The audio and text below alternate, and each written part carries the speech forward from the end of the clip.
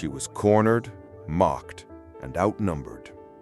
They thought she would break, that she would cry, that she would shrink into the background and beg for mercy. But they didn't know the truth. Because sometimes the quiet ones, the ones who endure every shove, every whisper, every cruel laugh, are the ones carrying storms inside them. And when that storm breaks, it's already too late for those who caused it. The fluorescent lights buzzed overhead, flickering against the cracked bathroom tiles. The air was heavy with the smell of damp paper towels and cheap sanitizer. It wasn't where anyone wanted to be after hours, and it definitely wasn't where Amara Lewis wanted to be. But here she stood, back pressed against the far wall, 4 figures blocking her only exit. Cameron Whitmore lounged against the sink like he owned it, arms folded, a smug grin stretched across his face.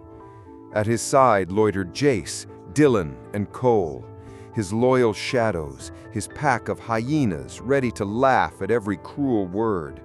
Together, they closed in on Amara like predators circling prey. "You really think this school's for people like you?" Cameron sneered, his voice dripping with entitlement. He stepped closer, tilting his head with practiced arrogance. His crew snickered, feeding off his confidence like it was their own. Amara's jaw tightened. She'd heard that line more times than she could count. Crescent Hills High wasn't built for girls like her. At least, that's what they wanted her to believe. It was the kind of place where money and family names carried more weight than talent or effort, where the sons and daughters of lawyers, doctors, and CEOs strutted through the halls like royalty. And in their world, Amara, one of only a handful of black students, was invisible until they decided she was a target. For 6 long months, she endured their petty cruelty. Books shoved off her desk, sneakers kicked against her chair in the middle of class, casual accidents in the hallways. Their whispers, low, venomous, impossible to ignore. And the worst part? The teachers saw. They always saw, but they never acted. They turned away, shrugged it off, pretended it wasn't happening. But today was different. Amara had stayed late in the library, determined to finish her extra credit project. She thought she'd be safe. She thought she'd be invisible. But footsteps trailed her into the bathroom, and now, with nowhere to run, she realized the game had changed. "Cat got your tongue?" Cameron taunted, smirking as Jace laughed loudly. Dylan cracked his knuckles, eager. Cole leaned forward, grinning. Maybe it's time she learns her place. They thought she was weak. They thought she was just another quiet girl who wouldn't fight back. But they were wrong. Very wrong. Amara inhaled slowly, her chest rising as if she were drawing in every ounce of strength she had ever been taught. They thought she was cornered. They thought she was helpless. But Amara was no victim. Her father, a retired army sergeant, had drilled discipline and defense into her since she was a child. By the time she was 8, she knew how to disarm a larger opponent.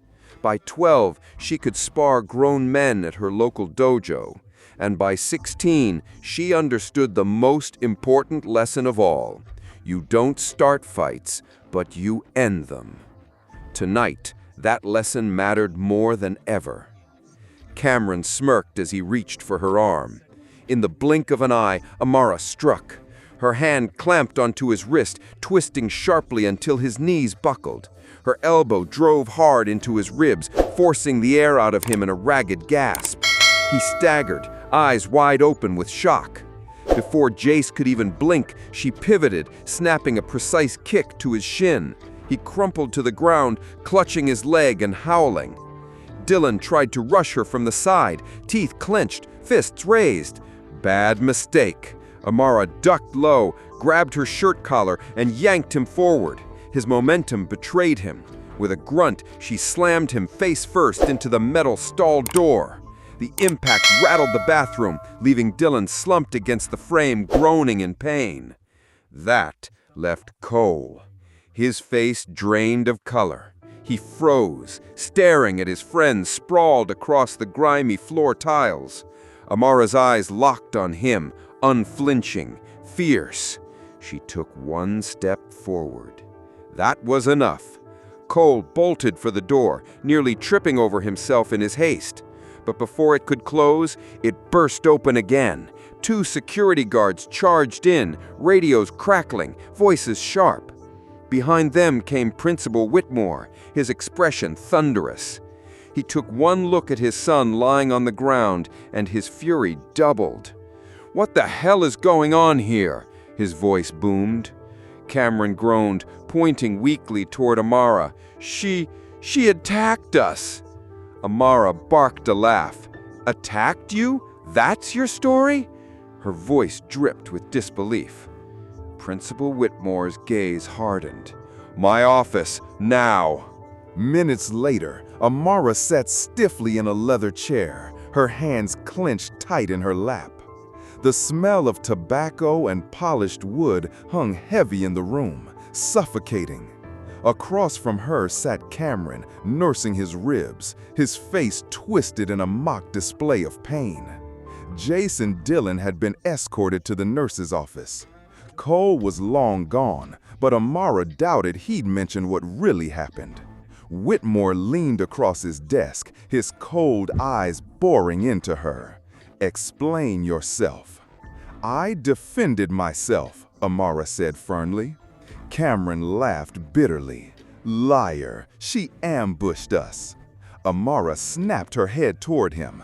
"You cornered me in the bathroom with your little pack. What was I supposed to do? Just stand there?" Whitmore's jaw flexed. He knew. She could see it in his eyes. But acknowledging the truth would mean admitting his son was a bully, and that wasn't an option.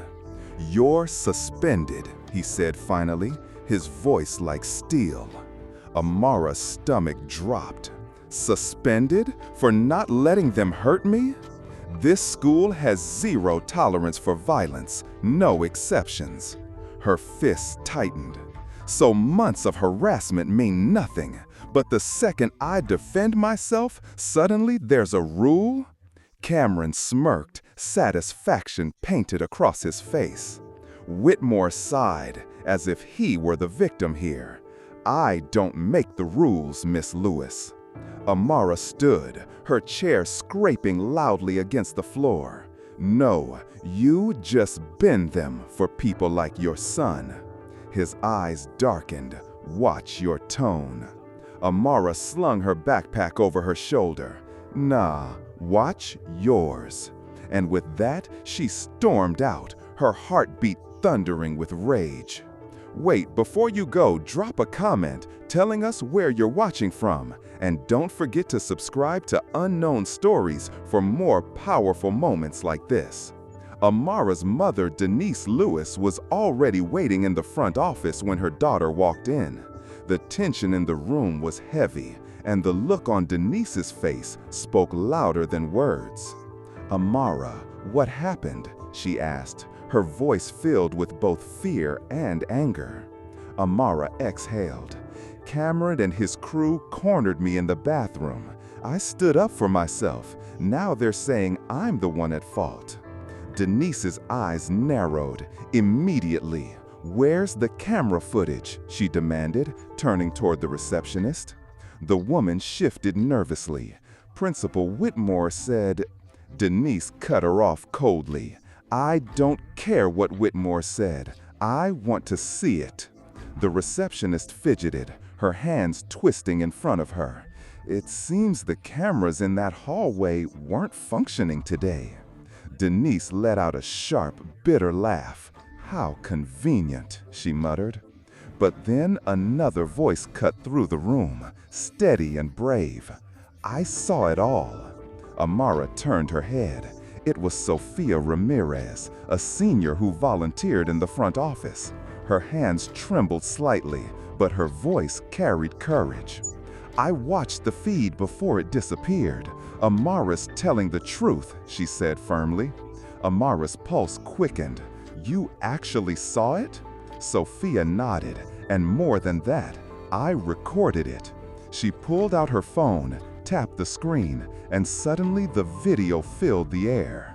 Cameron and his friends shoving, laughing, surrounding Amara, then her defending herself with precision and strength. Denise grabbed the phone. "This is all we need. We're taking this higher." By the next morning, the clip had gone viral. The hashtag Justice for Amara was trending across platforms. Parents, students, even journalists picked it up, and the school could no longer bury what had happened. By noon, the school board convened in an emergency session.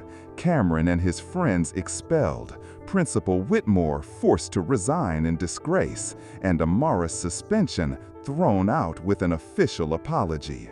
She walked back into Crescent Heights High, her head high, her steps steady. This time, the whispers in the hallway weren't mocking. They were different, filled with respect, some with shame, others with admiration. Sophia rushed to her side, smiling through tears. "You did it, Amara." Amara shook her head gently. "No, we did it."